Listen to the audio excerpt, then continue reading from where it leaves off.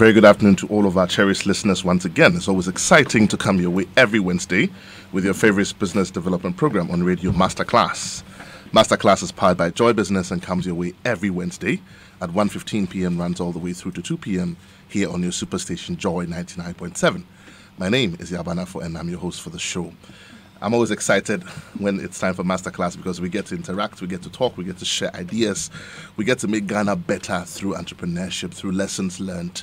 And like I've been announcing on the show last week, in the month of February, we're going to be spending some time with you, our listeners, with you, our entrepreneurs, those of you who listen and never pick up the phone to call. Yes, especially you. We want to spend time with you in the studio and listen to your stories. I've already got some people calling me off air and saying that, yeah, I really want to be part of that experience. We also want you to be in the studio with us. The thing is this, right? When we share these thoughts, we share these ideas, we share these plans, all these theories that have been written down by people who have done research using a certain sample space. We want to find out whether it works in the real world. You know, when they say that smile and the customer can hear it in your voice, do you always feel like smiling? You know, when you go out there, January is the month for selling and pitching and pushing your business out there. How easy is that going for you? All the things that we've talked about, pitching your business, preparing it well, going out there, selling it, making a pitch. When you've done all that has been said and you go out there and you make the pitch, what are some of the things that the teachers don't tell you? What are some of the things that the books didn't talk about? In the month of February, we want you to be a part of our show. Come in studio, spend some time with us, and by all means, let's share your story. The numbers to call if you want to be a part of that experience is 020-931-2904. That's 020-931-2904. We definitely want you to call that number if you want to be a part of our in-studio audience in the month of February, definitely, and then we share your story so the whole world can hear about it. The flip side also is this, that while you share your story, you get to talk about your business for free right here on the superstation, and the whole world can hear about it. It's exactly the 16th of January today. How time flies. January's already lost 16 days. We're heading to the end of January. I know that many people want January to end quickly because, you know, there's heavy expenditure in the month of December. So if you haven't planned properly, then December becomes like... Somebody said to me, was the other day, Emma, somebody said to me that, you know, all the months count first, second, third, fourth, fifth, sixth, and it keeps going on. Yeah. January counts first, or 1.1, 1.2. It never ends. It never ends. It keeps going on and on and on and on. You know, I'm sure you've heard her voice. Well, back in the studio with us is our favorite, is it Etiquette, right? Etiquette and personal branding consultant, Emma Adwowusu of Kobadem Consult. Emma, today, before we end the show, you tell us a little bit about Kobadem. Okay. You know, you've been giving us so much information about etiquette and personal branding, etiquette. Today we're talking about etiquette, and tell us what we're talking about today. We're talking about etiquette and branding and how you fuse the two together to grow your business. Right. And we'll talk about a little bit on things that you do that can damage your personal brand. Damage your personal brand. Yes. So we've had so much information, and this is critical. It's important. I mean, ask yourself, why is this coming at this time of the year, all through the end of December, 2018, and now into 2019? The reason is I want you to be prepared for what's coming. 2019 is going to be big. If 2018 was big, 2019 is going to be much, much, much bigger. So by all means, prepare yourself. Learn the little things, it's the soft things. True. Once you've gone to school, you've learned how to be an accountant, you've learned how to do your presentation. But it's the little things. You walk into that meeting and, the CEO says, I want to have dinner with you or lunch with you. And it doesn't happen much on this side. But if you want to go international, it's important you understand what other cultures are doing. True. For example, I find some of the etiquette requirements for business a bit cumbersome, but it's needed. Yes. It's needed if you want to be able to interface across cultures. True.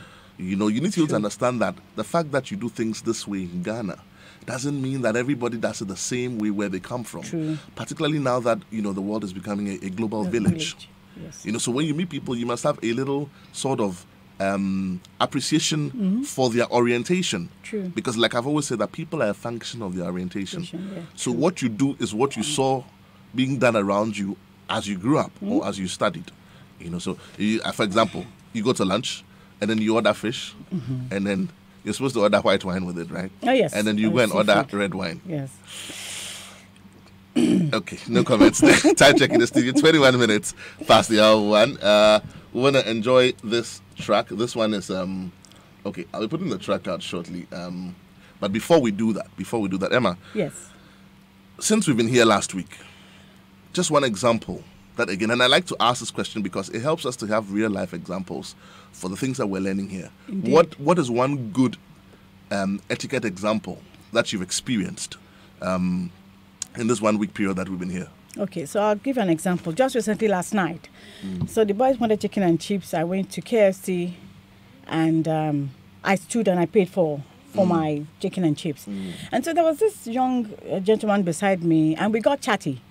And then he comes close to me and says, look, my uncle is walking into the shop. He's all the way from Denmark. And ever since he's been in Accra, he's been drinking himself silly. So he's a bit tipsy. So I beg you, indulge him. It was 10 p.m. Wow. It's been a rough day. And you're asking me to indulge your uncle. I said, no problem. So the uncle walks in, staggers a little bit and said, Kofi, and then what's going on? And he looks at me and the next thing he does is that he flips his hand on my shoulder. And he said, are you the manager? And I said, no, I'm not. So the guy beside him, I think it's his nephew, was looking a bit worried. And he tells him, no, she's a client. She came to buy something here. And so the guy was looking at me and he was, looking a bit tipsy and all that. And I smiled. And I told him, oh, uncle, we've been expecting you. As we were walking in, we were expecting you. So we all burst out laughing. And then he goes about saying that I've been in Ghana here. Ghana is nice and stuff like that. And I indulged him. You didn't have to do it. I didn't have to, but I don't know this guy from anywhere. So he asked me, what are you doing here? And I said, oh, my boys, they insisted on chicken and chips. So I'm here at 10 p.m. buying chicken and chips. Yeah. And he said, oh, you're nice, but I'll pay for your boys. And I was like, oh, really? And you know what struck me as interesting? His nephew had asked him to pay for their food, which was 20 cedis. And he said, me, man, I won't give you anything. Wow. But he turns to me and he says, okay, Auntie Rabba, I'll pay for the chicken and chips. Yeah, well, I didn't waste time cry. I gave him 30 cedis, picked up my 50 cedis. So being nice and courteous earned me free chicken and chips just like that. But that is what happened on the day. But it could very well have been a connection to a bigger business. Who knows? He could have just asked you a simple question and said, what do you do? That's all. And then you tell him I do X, Y, Z. And he says, oh, interesting.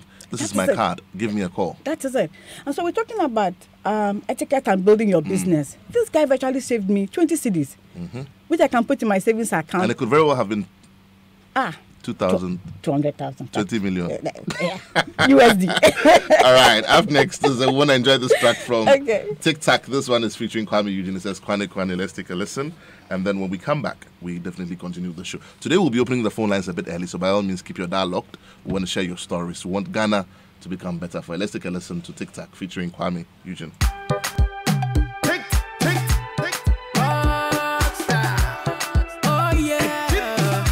Call me Eugene. Obi Baya Uboni and Yemi Eugene. This a many wa. Or me don't want your eyes on me. That's many wa. Metinti, you'll be anyone else. Wafe. Kwame de. Kwani, Befame Koro. Kwani, let's so.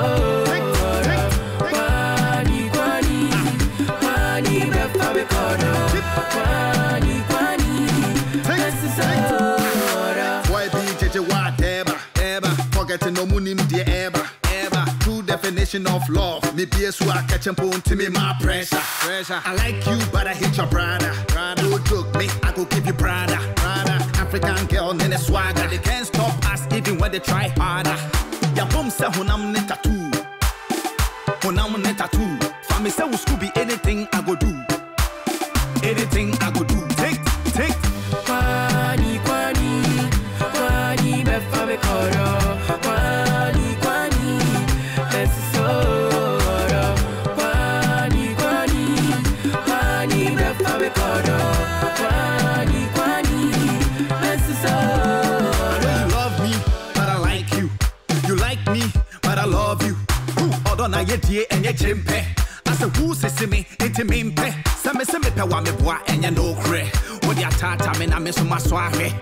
Same pe wa be bro. Odi atata me na makare. It's a natural feeling that I'm feeling inside. Yes, I say me don't feel say when you're inside. Saga, and I dream but you will say bye. I'm me, but try what to say me nearby.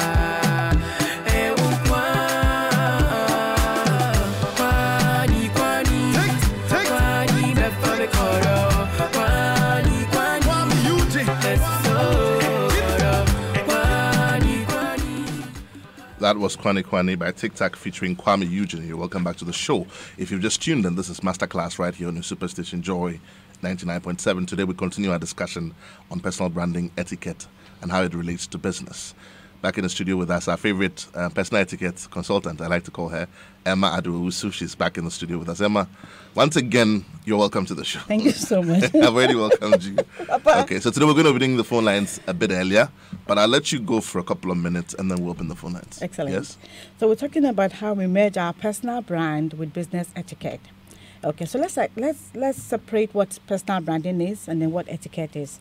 So we say by personal branding, we're talking about how the image you want to put across to people as to the kind of person you are. That's what you refer to as your personal brand. But to develop your personal brand, you need to have what we call core competencies. So we're talking about things like your personality, your attitude, your character, and your appearance. These are the key competencies or tools you need in personal branding. Now, having developed that aspect of your brand, how do you marry it with business etiquette to ensure that your business succeeds or you have to experience growth in your business? So let's take them one after the other. Let's talk about appearance in personal branding. We say that you never get a second chance to make a lasting first impression. You are what we see. So if you want us to take you seriously in a business setting, you need to dress seriously. If you think that you're an entertainer and you want to always entertain the crowd, you have a dress code that is suited for that type of life. So in business etiquette, for example, and in branding yourself with appearance, business etiquette talks about the need to understand your dress code. We have business dress code, social dress code, we have cocktail dress code, wedding dress code. It presupposes that if you're managing your brand and you want your appearance to match your brand, if you are, for example, attending a wedding, you can't just wear anything to a wedding because you're conscious of your personal brand. You know, for example, that this is not your day, this is the bride and the groom's date. So why do you want to wear a mini skirt or a mini dress with 8 inches high heel, with your boobs partially exposed? It means that you're being rude to the guest. You're diverting attention from the couple to your image. And that is not kind and that is not polite. So if, for example, somebody who has never met me before has heard me on air, I talk about the need for personal branding etiquette, and they see me at that wedding and they look at my dressing, there is something wrong with this. It is not collaborating. So automatically, you start to create doubt in the mind of the people. That aside, let's talk about business. You run a banking business, or let's say a finance business. How are you dressed with your staff? Do you wear social dressing to the office? Are they wearing chaliwate to the office? When you wear chaliwate to attend to a client who is dealing with you in thousands of Ghana cedis, you are disrespecting the client. If your client feels disrespected, they're not going to bring their money to you. They're going to look for a bank that can look professional, not only in the way they transact business, but with their appearance. So gradually you may find that people are diverting. So it means that in personal branding, when you take a serious look about if you take your appearance seriously, you use etiquette, your dress code, to marry your personal brand and then project that to the outside crowd. And so in talking about, let's say, character, or let's talk about your personality. Are you a polite person, for example? Do you come across as a difficult person, somebody who people cannot reason with? When you do that all the time, it has a negative effect and you end up driving away people who should be close to you. So what do we do to manage that? You go back to business etiquette. It talks about rules of common courtesies. Some of these rules are unwritten, but you have common rules that cross across. Courtesy, politeness, courtesy. Lending ear to somebody who is speaking to you, taking your time to understand what is being communicated and responding appropriately.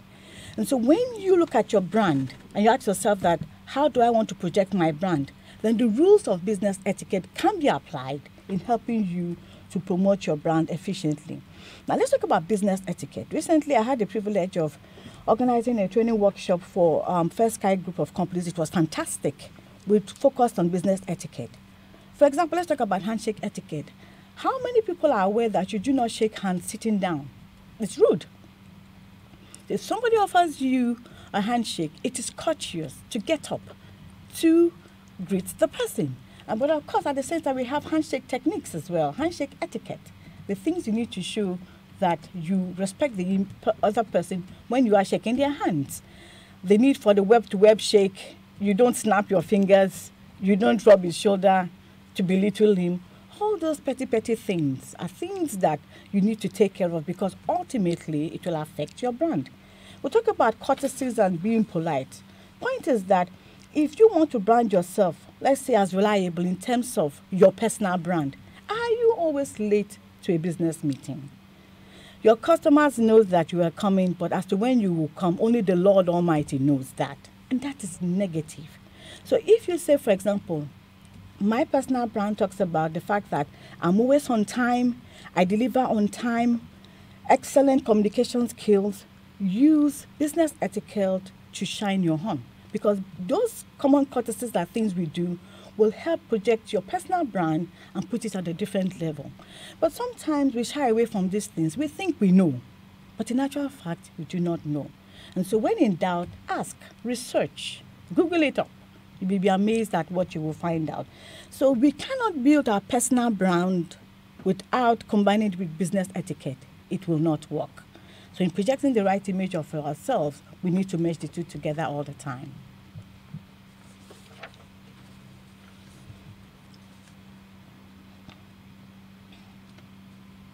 So, in talking about business etiquette, we've looked at the handshake, we've looked at business card etiquette, and you look at how you receive people. So, your personal brand cannot work itself away from business etiquette. If you're customer conscious, customer service oriented, these petty little things attracts people to you or it pushes them away, and that can ultimately have a negative effect on your income and the success of your business. People like courtesies.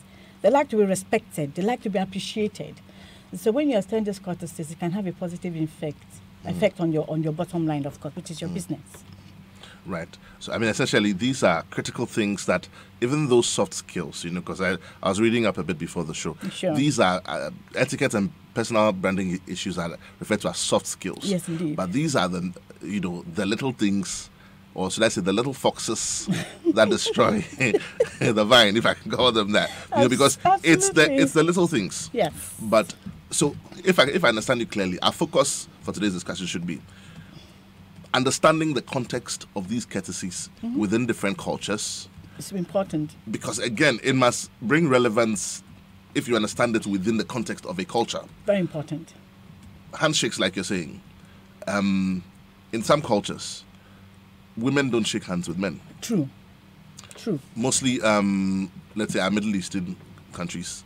I didn't know that until I traveled and found out. So you would find that if you went to a meeting and you stretched your hand to shake a woman who was part of that meeting, they would just be looking at you and wondering, what's wrong with you? Yeah, exactly. It's not done. Because it's actually disrespectful to other men within my context to do what you are doing. True. The reverse is also true. If you were a woman and you went into one of these areas and stretched forth your hand to shake, they would look at you and think, that's very disrespectful. So again, Maya Angelou said something which I always like to repeat, and she says that people will forget what you gave them. People will forget what you said. By the way, and we all know who Maya Angelou is. She's an author. She's a poet. She's a very renowned entertainment figure, right? And she says that people will forget what you said. People will forget what you gave them, but they will never forget how you made them feel. Exactly. That is true. And that's Maya Angelou. She says, people will forget what you gave them. They'll forget what you said. True. They'll forget, the things you did. But they will never forget how you made them feel. Exactly. So this is a critical part of your dealing with your customers, with your people. How they feel based on the service you offer them is absolutely important. True. Because that is what we guarantee you repeat business. It's not so much about, I have a product, come and buy it. But how they feel. How the customer feels. If they walk in there and they feel this is not the right place for me, I don't want to be here.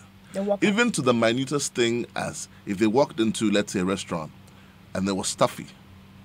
They feel uncomfortable. If they felt very warm when they expected to feel a bit of cool air, it makes them feel uncomfortable. Exactly. If they were treated badly, if they had to wait too long for the product, if somebody spoke to them in a certain way, if the non-verbal communication, which is the next thing I'm going to talk about, was in a way that was adverse to them, they walk away with a bad feeling. Yes. So the learning point here is that always make sure that your customers do not leave the encounter with a bad feeling. Yes. Make it your core aim, your core focus, that anybody who walks into my business leaves happy and satisfied. Yeah. Do what it takes Precisely. to generate that feeling. Precisely. And you're in business for life. It's one of the things that 2019 we should look out for. It's Seriously. important that you've put all the things together. You've done the regulatories. You've done the training sessions. You've explored various channels of distributing your product. You've spoken to your staff. You've spoken to customers. You've done advertising. But keep an eye on how the customer feels. Very important. And one way of checking how the customer feels is getting customer feedback. You can either do that through polls, or you can do that just by walking around and saying, have you been served? How did you like our service today? Very important. How would you rate our service today? And True. take feedback. Because feedback, it can be negative and it can be sharp. Yes, but it's it's very genuine. true. I find that the most difficult customers you have to deal with, regardless of circumstance, wherever it is, if you treat them well, if you have just a little more patience for them, they become your best advocates. Very, very true. Especially if you find customers who are very picky. If you run a business and you realize that those who are interfacing for you are expressing a challenge, it is your business. You must step in. But in most establishments, you go in there, you're having an issue with their products or services, madam or oga. It's somewhere right there in the corner. And he looks up and looks at you and like, what is going on? Why are you bothering us? The customer will walk out with a negative impression of you, and it costs you 5 or 10 times more to get a new customer than it is to maintain your current customers, because all the advertisements you do, we're still in a society that deals with referrals. And in coming back to the statement you made, I like that very much. When you talk about the need to look into the context and the content of your business operation, where are you operating in? Talking about the handshake etiquette, it even applies to areas in the northern Ghana. You cannot shake a woman. Yeah. So in planning your brand, in managing your brand, in using the business etiquette skills to project that brand, you always need to bear in mind what society do you find yourself within and walk around it. The point is that we still have quite a liberal society here. A lot of these things we're talking about are accepted norms in many areas. So it will work. But you must understand that once you move into a locality, you need to find out exactly what obtains based on their culture, their values, and see how you can marry this to business etiquette. It cannot be the same principle cut across. So if you run a business in, let's say, the 10 regions of Ghana, it cannot be the same principle. You have to make sure that whatever services or whatever code of conduct you're applying in your business is relevant within that particular society. Otherwise, it will not work at all. So that also clearly then comes to understanding your market segmentation. Absolutely. Who am I selling to where? It shouldn't be the same formula for everyone. Totally. So the first thing we've learned today is that pay attention to how your customer feels. Yes, true. Number 2, understand the context within which the etiquette applies. True. Because again, it may apply in one context and not the other. Totally. I'm going to be talking about the cultural context, a bit more now. But I just want to put the phone lines out so that if anyone is listening, they want to give us a call and share their experience. By all means, they can do that. One thing I want you to do when you call is to, apart from sharing your opinion, is to tell me what personal etiquette you have experienced and how it applies where you come from and how it's different from other areas. Yes, that would be nice. Is what I mean. So tell me what personal etiquette branding you've experienced, how it applies where you come from, and how it's done differently in other places. Numbers to call 0302 216 541. That's 0302 216 541. Give us a call. We want to share your experiences and want to understand what your experience of personal branding has been and how differently it applies from the context that you come from. You can also send us a comment on 0244 340 437. That's 0244 340 437. Send us a comment or a question or any advice. We can also share it right here on the show. We're talking about personal etiquette and the little things that we overlook, the nonverbal communication, the thing that somebody once said that your actions are speaking so loudly, I can't hear what you are saying. I can hear what you're saying. And it's important. Going into 2019, we want to help Ghanaian businesses. Masterclass is here to help entrepreneurship, to help businesses grow. So by all means, if there are little things that we need to learn to understand, yes, true. Not to destroy them. And we were talking about things that destroy our business. I'm sure we're going to be going to that shortly, but we want to hear from you. Give us a call, 0302 216 541. That's 0302 216 541. Or send us a comment on 0244 340 437. Emma, understanding the context very briefly before you go on to things that destroy. Understanding the context. What are some of the things that can go wrong? Or should I say that can go right? Well, I mean, I think we spend time talking about things that can go wrong. Let's talk about things that can go right by getting the context right. So if you went into, let's say, India, and you were dealing with somebody from a certain caste, maybe an upper caste, I mean, one of the guys in upper caste, what are some of the things that could go right in getting it right, understanding what their context is? Exactly. And then exhibiting the relevant courtesies applicable to that context. Okay. So the first off is that when you enter into a society which you do not belong to, you are seen as a stranger. Now, when you as a stranger take into account the values, the norms of that society you find yourself in, they appreciate it. And they appreciate it more, not because you have to, but because you have compelled yourself to do it. So that is a plus on your side, for example. And so at the end of the day, it adds to your advantage. So you go to a society, for example, India, and we are very much aware that irrespective of what has been said, they still have their caste system. The lighter you are, the higher your social status, and the darker you are. So it's advisable at this point in time that before you go into that society, you should explore and, research on what are their peculiarities and make an effort to stick to it. Because the point is that when you enter into that society, they know and they're expecting you to make mistakes. But here you are, observing their norms, their cultural values and all that. It's a plus. Automatically, you establish a sense of belonging within that society. It is easier for them to extend favors to you because obviously you have made an effort to merge yourself in that society. So these are the pluses and things you can. So if you know, for example, that within that sociocultural setting, they do not associate or mix with people of a lower caste, then you should do the same as well, because you find yourself within that particular sociocultural setting. And so based on that, there is value that is assigned to your personality, and it makes them easier for you to relate. But if you walk into a society and you make believe, or you feel that, well, that is how you people do it, that is not how I do it, you automatically create an emotional and business blockade. People cannot relate to you. So these are some of the things basically you want to look into. And so I normally tell people that look at your areas of operations, look at who your clientels are, and then brand your business accordingly. Right. It's the courteous things to do. Right. Now, there's something else I picked up preparing for this show. We're talking about how the customer feels. It's important to also, when you go into the context of someone else you're doing business with who comes from another orientation, one of the things that are door openers is language. True.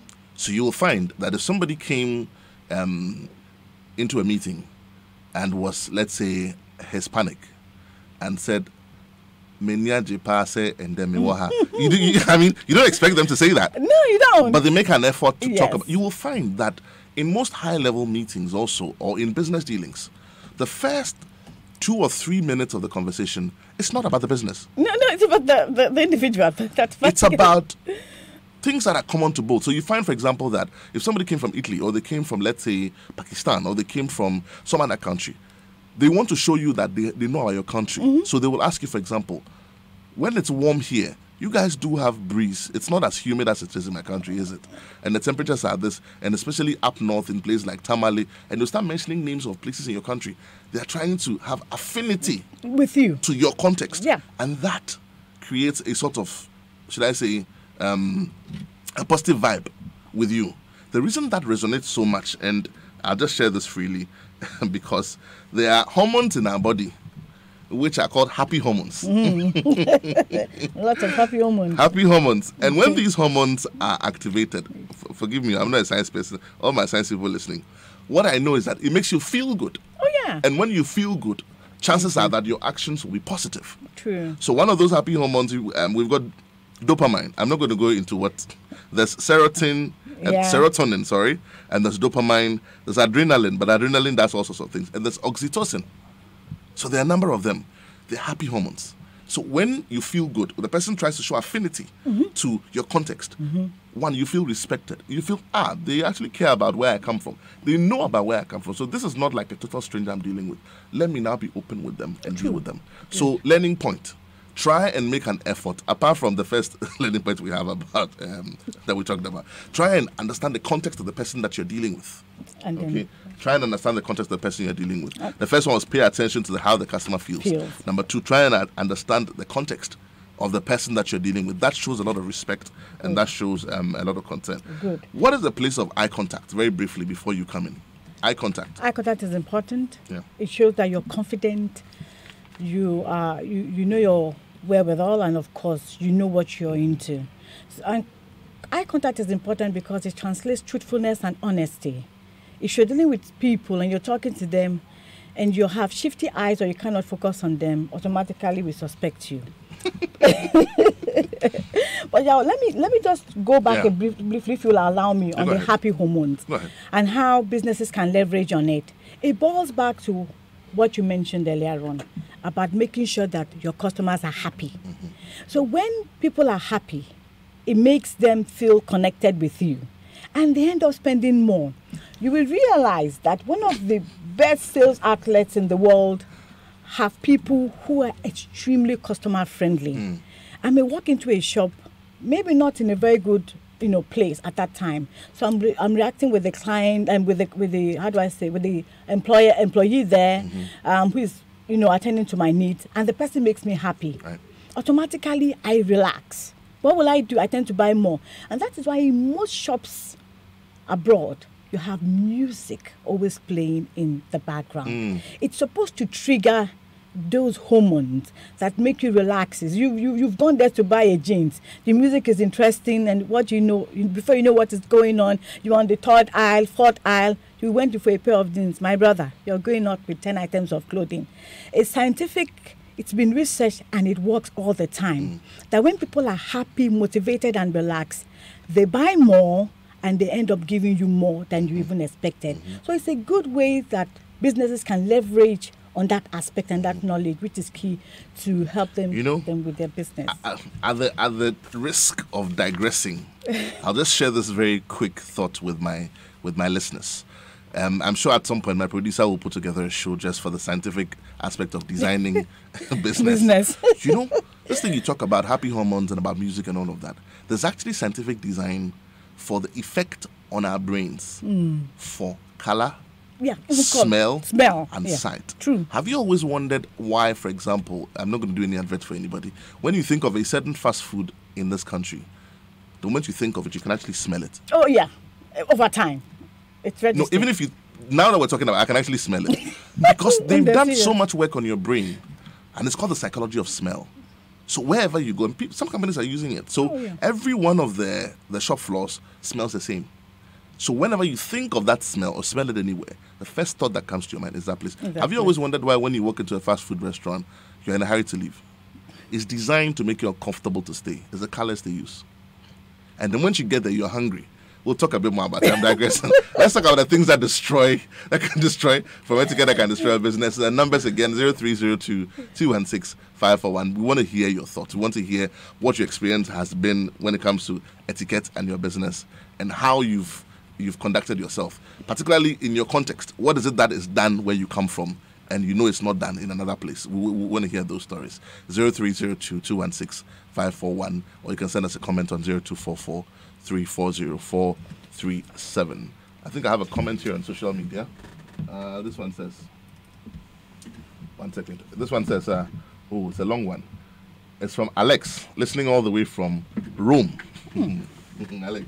Okay, this one says, I'm enjoying this session on personal branding, listening abroad, and I can say that culture is a big part of it. In Ghana, we usually give handshakes when we meet people for the first time as a sign of professionalism. In some parts of Europe, I realized that they give a hug with 2 pecks, starting from the left in some countries and on the right in some countries. Alex, I'll tell you my experience with this peck on the cheek thing. In such a context, a handshake would not be the norm.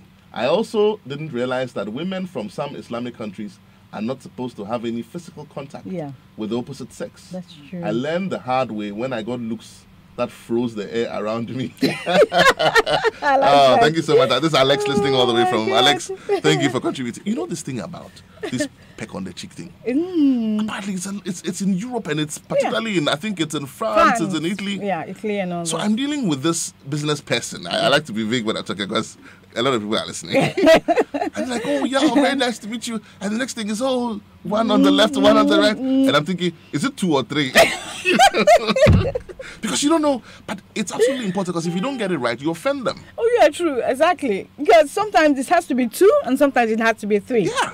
Depending on your relationship with the person. Let's talk about the things that can damage you. Alex, thank you so much, all the way from Rome. Let's talk about the things that can destroy, the etiquette things that can destroy your business. One of them is when you're personal branding. Yes. You have to look. You have to be careful with the use of social media. And it's very interesting, and it's worrying that people are not aware that most employers will check your background on social media before they employ you. And sometimes we forget ourselves. We end up talking about the minutest bit of our lives on social media. Facebook, where you went to, where you had lunch, the meal you had. People actually take pictures, they put it on Facebook. You know, you go to places, you take pictures, you forget yourself. You're at a big party, a girl is holding you, planting a kiss on your mouth, you're holding a wine bottle as the trophy, and you're applying for a job as a customer service manager. How about? I've got another comment on social media. This one is from Emmanuel. Emmanuel, you didn't add your surname. He says, I bought a book from a bookseller at Okaishi. After payment, the woman had to give me change. Instead of giving me the money, she decided to drop the money in my palm. Unfortunately for her, the money fell to the ground. I asked her to pick up for me, and she declined. So I decided to pick up the money myself and return the book to her immediately. I bought the book from the next seller in the next shop. You don't know who you're dealing with. And I don't see Emmanuel going back to shop from that lady anymore. No. So the kind of things we take for So granted. he walked away disgruntled. Yes. He walked away disgruntled. And then we end up complaining that our business and it's not growing. So things you put on Facebook can make or damage your brand. You need to be very careful. You need to separate your personal life from your business life. And we need to understand that it is not every picture you take that needs to go on social media. Instagramming, Facebooking, Twittering. You need to be very careful. When you're projecting an image of yourself, we need to match it with what you put out there. And so if you tell me, for example, that you're a conservative person, quiet person, you do a lot of reading, and I go on social media and I see hundreds of pictures of you partying, I say, disconnect somewhere. It doesn't work that way. I know of a HR consultant whom I respect a lot.